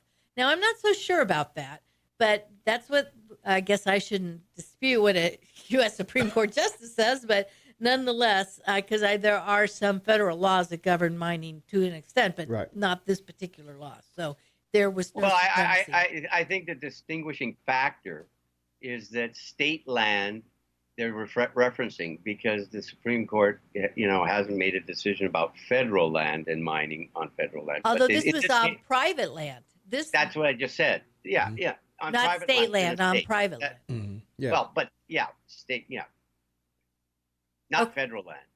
Right. Yeah. It wasn't on federal land. But also, though, this act wouldn't, I think the way this decision reads, it doesn't really matter who owned the land. They're saying that Virginia had the right to regulate uranium mining, and it did so. And so I don't know that it would really matter. On either land. Yeah, on any kind of land. But in this particular case, that was an added factor they could have used for their decision, but they didn't, that it was on private land. All right. All right, we got to go. We'll be back with more with Jennifer Bordy and Law Talk following the news at the bottom of the hour. We got Fox News, Montana State News, got the Rush Update coming up, and we'll be back with more Supreme Court stuff right after this. 23 minutes for the top of the hour, Friday, June 21st, 2019, 43 degrees outside. It finally moved a degree. I'm so excited, Shane. How about you? First day of summer. Wow. I'm excited. First day of summer, and we're already at 43 degrees. There you go. It's all uphill from here. I'm sure. All right. Here you go, Shane. Here it is. American Legion versus American Humanist Association. A case deciding whether or not a very historical cross can remain, even if the state does pay or if they maintain it. So obviously, I don't know if pay to maintain it is quite the right word, but it was a Peace Cross War Memorial erected to honor World War I veterans. Therefore, it's almost 100 years old. Actually, I think it might be 100 years old. I think they did erect it pretty much right after the war. But anyway. 1925 is 30. Oh, okay. So almost 100 years old. Okay. Got a few years to go yet. And a 7-2 decision. And again, Ginsburg, she had a lot of fun, I think, dissenting all week. She didn't like that at all. Yeah. You did have two liberals this time dissenting. It was Ginsburg and Sotomayor. Right. But that nonetheless, you still had some liberals in the majority holding that. And, this decision wasn't really a surprise because they've held that in the past in a case out of Texas. I don't quite remember how long ago, but something that had been there for a long time and had historical value as well as it might have some religious meaning. But that's by the time, and in fact, in this particular case, they actually said that the passage of time takes away a lot of the religious meaning. So it may have meant that to begin with, but it in times of history and longstanding and other things you can point to, for example, that this cross symbolized the fallen war heroes, not religion. So all of those factors played into their decision that it was okay to let this cross stand. So, let's see. They also, and Justice Alito wrote the majority opinion. He said that while this particular cross does not serve a religious purpose, removing it because it is a cross would be a religiously charged action. So again, it's sort of like the Colorado Baker case where they're looking at whether or not, even though you're not supposed to discriminate based on certain things, and in this case, the government's not supposed to support religion by maintaining a cross, for example. If it had been erected yesterday. Whoa. Wait a second. Let me finish. If it had been erected yesterday, you would have had a different result. But it was erected nearly 100 years ago. So that takes it out of religious meaning. Right. Okay, I just want to clarify something to everyone listening. You've referenced the Colorado decision twice, and that case was about the commission and how they dealt with it. It wasn't about specifically the cake. It was the Commission of Colorado and how they dealt with it. Well, I agree with it. They said that they were discriminating against the baker on the basis of religion. Well, so yeah, that's why. Anyway, so this was considered a landmark, like I think it was the 10 Commandments outside the state legislature in Texas. Now, remember, though, Judge Roy Moore, our very most favorite Alabama, whatever you want to call him. Yep, running again. He erected 10 Commandments recently. Well, at the time it was recent, and that was held to be a violation of the First Amendment. So yeah, that was it depends on the timing, and that's Missouri County versus American Civil Liberties Union in Kentucky, 545-844 decision. So, and this is what Justice Alito said specifically. The passage of time gives rise to a strong presumption of constitutionality. And so when you can show that there's a secular purpose, which was to honor fallen heroes from World War I, and it's been nearly a century, then it takes on historical significance, and then it does not violate the Establishment Clause of the First Amendment, even if public funds are used for its upkeep. I can't talk today. Okay. Upkeep. I got to take a 2-minute break. So gather your voice. Yeah. While we're Say out. that 10 times fast. All right. Jennifer Bordy in the house, Shane Tobin in Vancouver, and Tom Eagle, your morning mayor. We'll be back with more Law Talk right after this. 16 minutes for the top of the hour, Friday, June 21st, 2019, 43 degrees outside. Jennifer Bordy in the house, Shane Tobin on the line, and Tom Eagle, your morning mayor. And this is Law Talk with Jennifer. And what is Jennifer's opinion on double jeopardy vis-a-vis states charging after a federal dismissal? So if the feds found him, if they dismissed the case, maybe it wasn't not guilty, but they dismissed the case. Well, my opinion under the law as it stands is states can do that. But on whether my personal opinion about whether or not that should have been the case all along, whether you can prosecute someone federally and state-wise for the same thing, I never thought that. I thought it should fall under double jeopardy, in other words. Yeah. But that's my opinion is not the law. Yeah. And we were talking about the uranium thing. I think this is what the texter is referring to, our text line 478-8298. Does that mean if the feds can determine, or if the state can determine what you can mine for, I guess, in your state, does that mean the feds can't turn Montana into a big buffalo raising grains like Obama wanted? They can't. Yeah. I believe it does mean that. Yeah. So good. Well, we don't have to worry about that. So that'll take care of that one. All right. So, all right. Moving on. So and I should mention the first three cases we talked about were handed down Monday. There was actually a fourth case handed down Monday, but I'm sorry, I was trying to figure it out, but I had some trouble, so I decided not to talk about that one.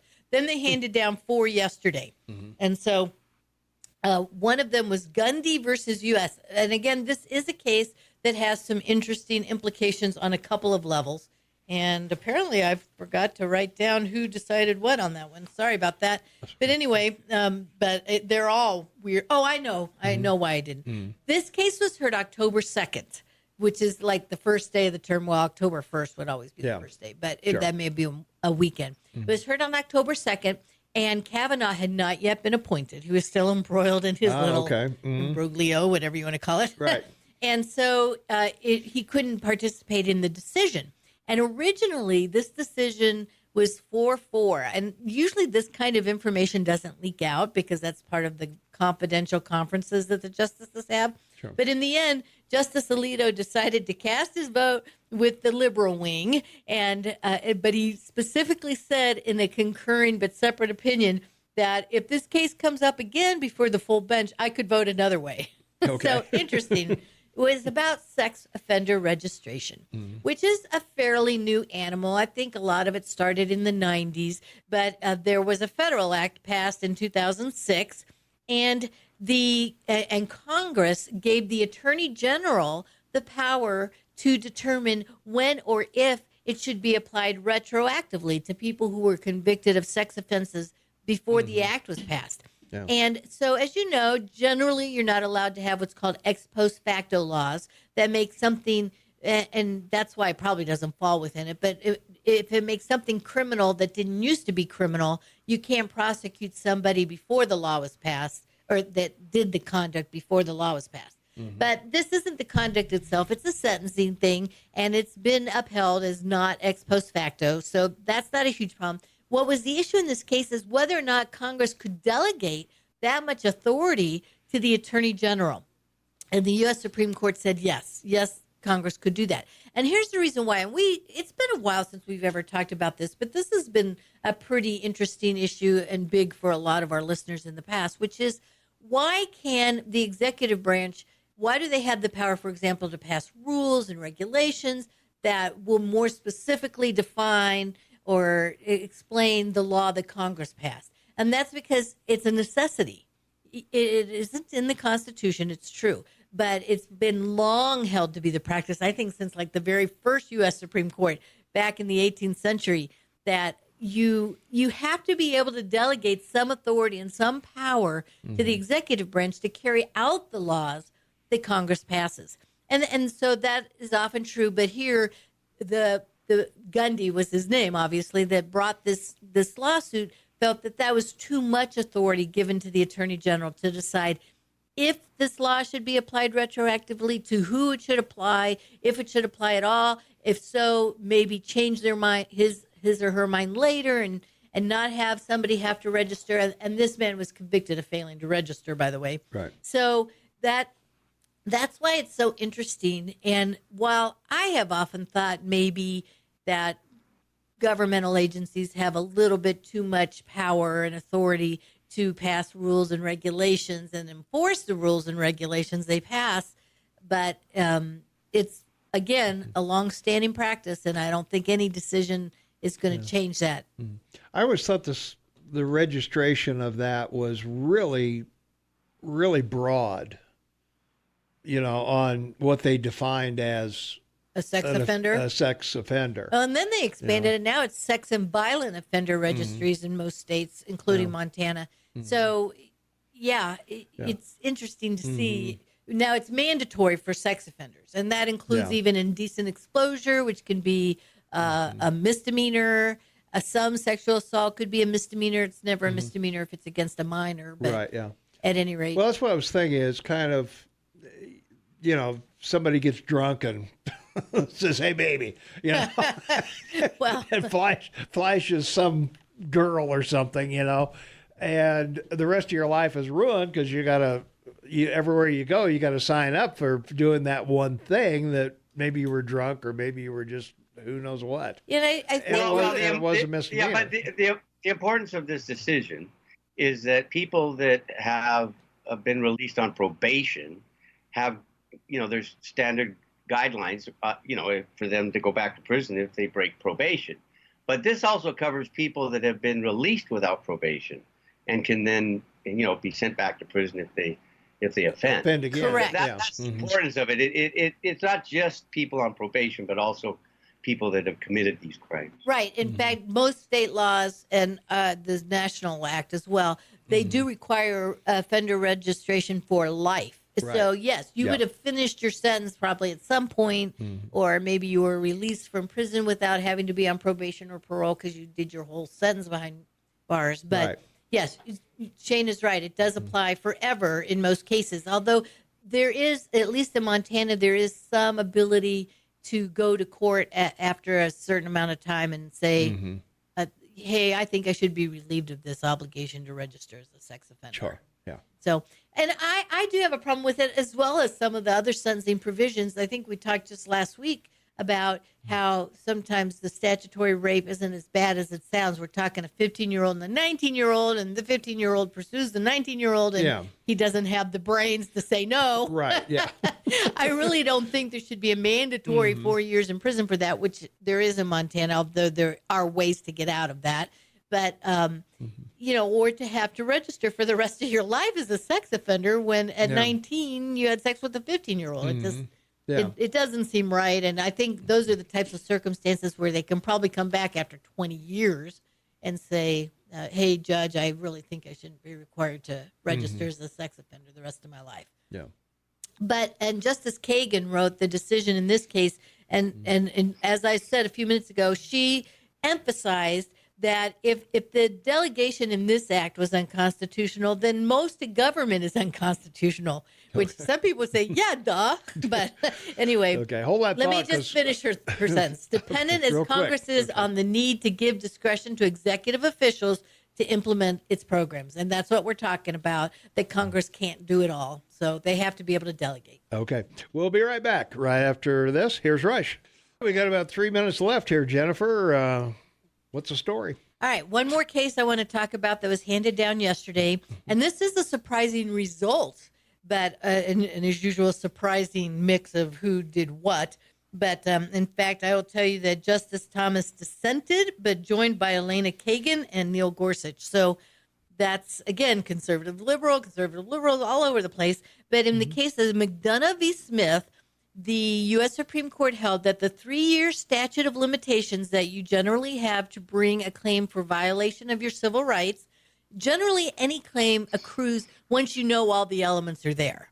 And so in this case, a man was prosecuted for a fraudulent election, and he didn't know while he was being prosecuted that they had fraudulently made up the evidence as well. Oh, wow. So fraudulent evidence for a fraud case, and he was eventually acquitted. His first case ended in a hung jury. Then he was acquitted, but he had known during this period of time that the evidence was fraudulent. And so the state said that he had to have brought the case within the 3 years from when he found out the evidence was fraudulent. And the U.S. Supreme Court said, nope, 3 years from the acquittal.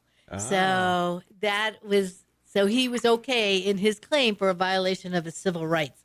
And that's actually pretty interesting because obviously that is a fairly common situation, maybe not quite the same facts. I would think that would be a 9-0. Yeah, where people get, it was not a 9-0. But I said that, for fraudulent evidence, wouldn't you think? Well, the reason why it wasn't a 9-0 is not because they ever want to say it's okay to manufacture evidence to try to convict somebody. But again, usually in almost every other instance, all your claim arises as soon as you know everything that has to do with it. Yeah.